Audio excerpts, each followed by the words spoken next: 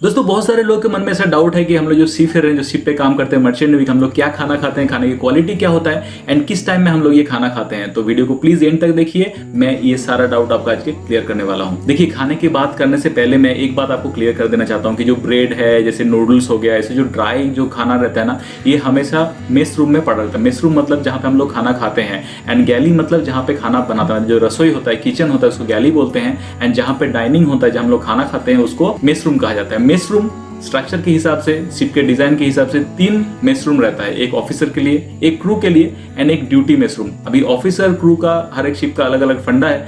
कोई कोई शिप पे ऐसा कुछ देखा नहीं जाता है, जो कहीं पे भी बैठ सकता है, एक्सचेंज कर सकता है, ऐसा कोई दिक्कत नहीं होता है। कोई कोई शिप पे, कोई कोई कंपनी में ऐसा रूल्स है कि ऑफिसर क्रू के साथ नहीं शेयर कर सकता है, क्रू ऑफिसर के लिए नहीं शेयर कर सकता है। लेकिन मैं एक बात आपको बता देता हूं कि जो खाना बनता है वो सिमिलर सबके लिए बनता है। इसमें कोई दिक्कत नहीं होती कि ऑफिसर के लिए बहुत बढ़िया खाना बनता है, क्रू के लिए उतना अच्छा खाना नहीं बनता है, ऐसा कोई बात नहीं है। खाना तो सिमिलर ही बनता है, डिस्ट्रीब्यूट अलग अलग होता है। एंड ड्यूटी मेस का जो फंडा है, ड्यूटी मेस का फंडा क्या है, जैसे आप लोग काम करते हैं, हम लोग अगर इंजन में काम करते हैं, हम लोग को थोड़ा बहुत टाइम मिला कि खाना खा के वापस फिर से काम में जाना, या फिर एबी जो होते हैं, एबल बॉडीड सीमेन जो होते हैं, वो जो पोर्ट में काम करते हैं, मतलब पोर्ट का जो ड्यूटी रहता है, गैंगवे वॉच रहता है, उसके बीच में को खाना खा के वापस जाना होता है। तो उस टाइम के लिए जो बॉयलर सूट हम लोग पहनते हैं, हाइजीन मेंटेन करने के लिए हम लोग ड्यूटी मेस रूम को चुनते हैं खाना खाने के लिए। अभी अगर टाइमिंग की बात करें तो सबसे पहले हम लोग को 7 बजे ब्रेकफास्ट मिल जाता है। 7 से 8 तक हम लोग को ब्रेकफास्ट क्लियर कर लेना पड़ता है, क्योंकि 8 बजे से हम लोग का काम चालू होता है। उसके बाद 10 से 10:30 तक हम लोगों को टी ब्रेक मिल जाता है। एंड उसके बाद जो लंच ब्रेक होता है वो 12 बजे से चालू होकर 1 बजे तक होता है। 1 बजे से फिर से काम चालू हो जाता है। देन 3 o'clock मतलब 1500 से लेके 15:30 मतलब 3:30 दोपहर को ये फिर से एक टी ब्रेक मिलता है। एंड 5 बजे सबको जनरली छुट्टी मिल जाता है। कोई कोई कंपनी में ओवर टाइम होता है, तो ओवर टाइम के हिसाब से थोड़ा ज़्यादा काम करना पड़ता है। वैसे सुबह भी जैसे हम लोग 7 बजे ब्रेकफास्ट करते हैं, उससे पहले भी कुछ 1 घंटा काम करना पड़ता है, ये क्रू का ओवर टाइम मिलता है। तो ये हिसाब से अगर देखा जाए तो अलग बात है, नहीं तो 5 बजे हम लोगों का काम खत्म हो जाता है एंड डिनर 6 बजे से 7 बजे तक डिनर रेडी हो जाता है। ये जो टाइमिंग मैंने बताया, ये टाइमिंग में आपको हर एक चीज खत्म कर लेना होता है। मतलब जो आपका लंच का टाइम है, आपका डिनर का टाइम है, आपका ब्रेकफास्ट का टाइम है, ये इस टाइम में खत्म कर लेना है। लेकिन मैं ये भी नहीं कह रहा हूं कि अगर टाइम छूट जाए उसके बाद आप खाना नहीं खा सकते, ऐसा कोई पाबंदी नहीं है। लेकिन काम की वजह से आप खाने का टाइम नहीं मिल सकता। इसके लिए एक टाइमिंग रहता है, एक शेड्यूल रहता है, जो आपको हमेशा मेंटेन करना पड़ता है। कभी कभी ऐसा भी होता है कि इंजन रूम में हम लोग को मैन्यूवरिंग करना पड़ता है, फिर जैसे शिप निकला पोर्ट से या फिर पोर्ट से पोर्ट में आ रहा है, तो ये जो टाइम रहता है, अलोंग साइड होने का टाइम रहता है, इसमें क्या होता है, हम लोग बिजी रहते हैं, ब्रेकफास्ट खत्म नहीं कर पाते हैं या फिर लंच एंड डिनर खत्म नहीं कर पाते हैं। तो उसके टाइम क्या होता है, हम लोग का जो खाना वहाँ रखा रहता है एंड बाद में भी हम लोग खाना खा सकते हैं। तो मैं आपको जो नॉर्मल बात मैं बता देना चाहूँगा कि यहाँ पे कोई रिस्ट्रिक्शन नहीं है, लेकिन ये सबके सुविधा के लिए ये टाइमिंग बनाया गया है। अभी डिनर के टाइम में आप सोच सकते हो कि अगर 6 से 7 बजे डिनर खत्म हो तो 7 बजे अगर भूख लगता है उसके बाद, तो आप क्या कर सकते हो। तो मैं आपको ये भी बता देता हूँ कि खाना खाने के लिए ब्रेड, जैम, बटर, ये सब ओपनली रहता है मेस रूम में। एंड आपका जो टी हो गया, मतलब चाय का जो सामान हो गया, जैसे शुगर हो गया कि मिल्क पाउडर हो गया, मिल्क हो गया, जैसे नॉर्मल टेट्रा पैक में मिल्क रहता है वो मिल्क हो सकता है, कॉफ़ी होता है। फिर कॉफ़ी कभी कभी कोई शिप में कॉफ़ी मशीन भी मिल जाता है आपको कॉफ़ी बनाने के लिए, जो कॉफ़ी बीन्स होता है उससे भी आप बना सकते हो कॉफ़ी। एंड माइक्रोवेव ओवन रहता है, आप नूडल्स को गर्म कर सकते हो, फिर ब्रेड को गर्म कर सकते हो। अंडा फ्रिज में कभी कभी रह जाता है, कोई शिप पे रहता है, कोई शिप पे नहीं रहता है, डिपेंड करता है कंपनी के ऊपर एंड शिप के ऊपर, जो कैसे वो लोग हैंडल करते हैं ये सब खाने का जो रिस्ट्रिक्शन वो कैसे हैंडल करते हैं। जो जैसे कॉफ़ी का मैं बात कर रहा था, कॉफ़ी के साथ बिस्किट, तो बिस्किट भी आपको ओपनली वहाँ पे पड़ा रहता है। तो ये सब चीज़ें आप खा सकते हो कभी भी। एंड इसके अधिक अगर आपको कुछ लेना है जो आपको नॉर्मल खाना में नहीं मिलता है, जैसे आपका चिप्स हो गया, पोटैटो चिप्स आपको खाने का शौकीन हो आप, या फिर आपका कोल्ड ड्रिंक्स हो गया, आपका कुछ हेल्थ ड्रिंक्स हो गया, एनर्जी ड्रिंक्स हो गया, अगर ये सब आप लेना चाहते हो तो आपको वो ऑन बोर्ड खरीदना पड़ता है। उसके लिए आपको बॉन्ड स्टोर का हेल्प लेना पड़ेगा। अगर आपको पता नहीं बॉन्ड स्टोर क्या है तो प्लीज़ ऊपर जाकर आई बटन में क्लिक कीजिए या फिर वीडियो का डिस्क्रिप्शन में आपको लिंक मिल जाएगा। अभी शिप के खाने की क्वालिटी की बात करता हूँ। भाई क्वालिटी जो होता है शिप के खाने का वो बेहतरीन क्वालिटी होता है।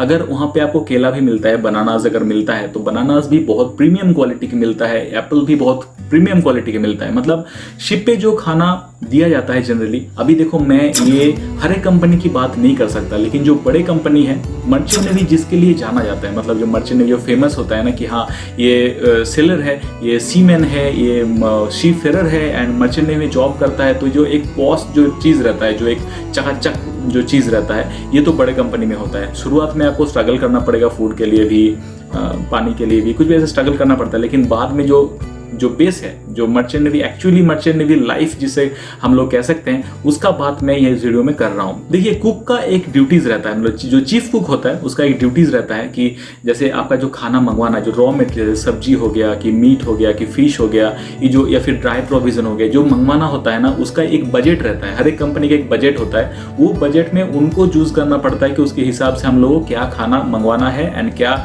पिछला है तो वो मंगवाने की जरूरत नहीं, जो हम लोग घर पे चलाते हैं ना, उसी हिसाब से ये लोग ग्रोसरी या फिर वेजिटेबल्स वगैरह मंगवा लेते हैं। अभी अगर क्या खाना मिलता है मैं बात करने जाऊं तो इसमें एक छोटा सा बात मैं कहना चाहूँगा कि अगर आप इंडियन क्रू के साथ काम करते हो तो डेफिनेटली आपको सारा खाना इंडियन के हिसाब से ही मिलेगा। लेकिन अगर आप मिक्स क्रू के साथ सेल करते हो तो थोड़ा बहुत खाने का प्रॉब्लम हो जाता है, क्योंकि जो कुक होता है उनको भी बनाना पड़ता है सबके हिसाब से। अभी सबके हिसाब से खाना बनाना बहुत मुश्किल होता है। जैसे समझ लीजिए, मैं बात कर रहा हूँ कि अगर फिलिपिनो क्रू आपके साथ काम करता है 50-50 रेशियो में या फिर 40-60 रेशियो में अगर काम करता है फिलिपिनो एंड इंडियंस, तो उसके हिसाब से खाना भी वैसे ही बनाया जाता है। फिलिपिनो खाना जो होता है हम लोगों से टोटली अलग होता है। हम लोग जैसे मसालेदार, थोड़ा सा एकदम खाने का शौकीन रहते हैं हम लोग इंडियंस। वो फिलिपिनो का ऐसा कुछ बात नहीं रहता है। वो लोग उबला उबला खाना ज़्यादा पसंद करता है उनके हिसाब से। अभी क्या हम लोग जैसे स्पाइसी फूड खाते हैं, जैसे आपने बटर चिकन कहते हो, तो बटर चिकन हम लोग पसंद करते हैं, लेकिन फिलिपिनो वो बहुत उनके लिए हेवी हो जाएगा, तो इसके लिए उनके हिसाब से भी खाना बनाना पड़ता है। जहाज में अगर इंडियन रहता है तो इंडियन के हिसाब से भी खाना बनता है। ऐसा भी मैं नहीं बोलूँगा कि इंडियन को कुछ नहीं खाने का मिलता है। मैं बहुत साल तक मिक्स क्रू के साथ काम किया हूँ। जब तक एपीएल में मैं था, एपीएल में टोटली मिक्स क्रू रहते थे, एंड वहाँ पे खाने का इतना भी मुश्किल नहीं होता था, लेकिन इंडियन के लिए खाना तो बन जाता है। लेकिन अगर बात करते हैं इंडियन क्रू के हिसाब से कि अगर सारा क्रू इंडियन हो तो खाने का मजा कुछ और हो जाता है। जैसे ब्रेकफास्ट में आपको तरह तरह की खाना मिल सकता है, जैसे पोहा मिलेगा, डोसा मिल सकता है, आपको वड़ा मिल सकता है, वड़ा पाव के हिसाब से भी मिल सकता है। तो इस टाइप के खाने जो रहते हैं ना, ये आपको हर एक दिन अलग अलग मिलता है। इसका क्या होता है, जो कुक होता है वो एक शेड्यूल बना लेता है, एक रूटीन बना लेता है। जैसे चार्ट रहता है फूड का कि मंडे ये खाना बनेगा, ट्यूसडे ये बनेगा, संडे बिरयानी मस्ट है। बिरयानी तो संडे हर शिप में मस्ट है। हाँ, लेकिन अगर मिक्स क्रू में रहते हो तो बिरयानी मिलना मुश्किल हो जाता है, लेकिन अगर इंडियन शिप पे रहते हो तो आपको डेफिनेटली बिरयानी हर संडे मिल जाएगा। एंड संडे शाम को खाने पे हमेशा कंटिनेंटल रहता है, जैसे बर्गर हो गया, पिज्ज़ा हो गया, फ्रेंच फ्राइज हो गया, या फिर मैकरोनी हो गया, एंड डेजर्ट वगैरह तो हर एक दिन शाम को बनता है। फ्रूट भी बहुत बेहतरीन तरीके का होता है। ऐसे ऐसे फ्रूट आते हैं जो अगर मतलब हर एक दिन आप डिस्कवर करते रहोगे। अगर नया शिपफेरर अगर हो, आप शुरुआत में जब ज्वाइन करते हो शिप को, तो आप हर एक दिन शायद अलग अलग फ्रूट को डिस्कवर करने लगो।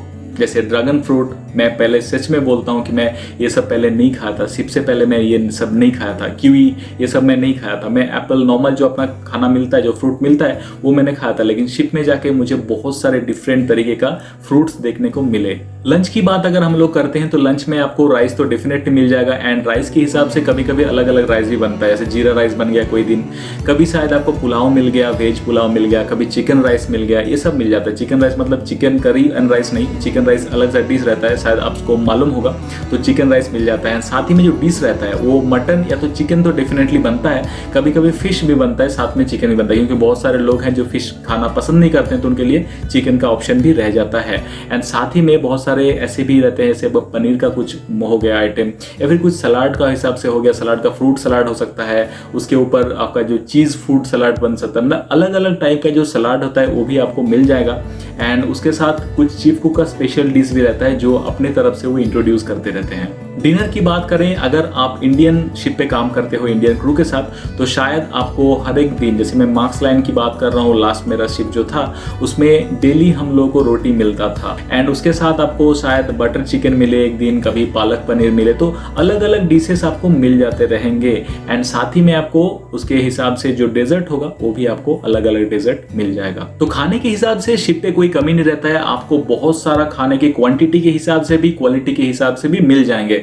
लेकिन मैं यहाँ पे आपको एक चीज़ का रिक्वेस्ट करना चाहूँगा कि बहुत सारे सी फेयरर्स को, खासकर इंडियन सी फेयरर्स को मैंने ऐसा देखा है, सिर्फ इंडियन नहीं फिलिपिनोज भी ऐसे करते हैं, बहुत सारे सी फेयरर ऐसे करते हैं, जो एक ह्यूमन नेचर है एक्चुअली खाने पे टूट पड़ना।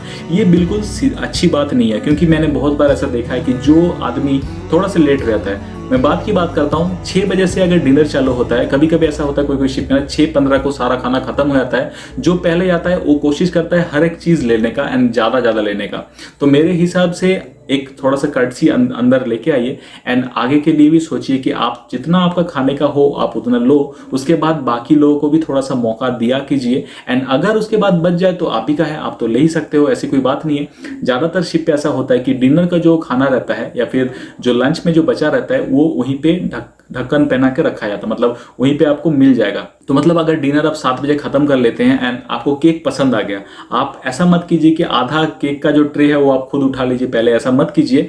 आप रोक लीजिए अपने आप को, थोड़ा सा कोशिश कीजिए, थोड़ा सा 1-2 बाइट के हिसाब से आप लीजिए एंड उसके बाद 7 बजे के बाद जैसे सब कुछ क्लोज हो जाता है, सब अपने अपने केबिन में चले जाते हैं, उसके बाद आप जाके देख लीजिए, अगर वहाँ पे अवेलेबल है तो आप डेफिनेटली उसको उठा के खा सकते हैं, जितना भी चाहो आप खा सकते हो। इसके ऊपर मैंने ऑलरेडी और एक वीडियो बना था, बहुत सारे जो नेगेटिव पॉइंट्स है सी फेयरर्स के ऊपर, उसके ऊपर मैं ऑलरेडी वीडियो बना था, आप चाहो तो वो वीडियो भी प्लेलिस्ट में जाके देख सकते हो। एंड ये वीडियो की बात करें तो अगर वीडियो पसंद आए तो लाइक कीजिए, शेयर कीजिए दोस्तों के साथ and please subscribe to my channel, बगल में जो बेल आइकन उसको दबाना ना भूलिएगा, ताकि मेरे जो अपकमिंग वीडियोस है वो और भी अच्छे तरह से बने एंड उसका नोटिफिकेशन आपके पास सबसे पहले पहुंच जाए। Thanks for watching.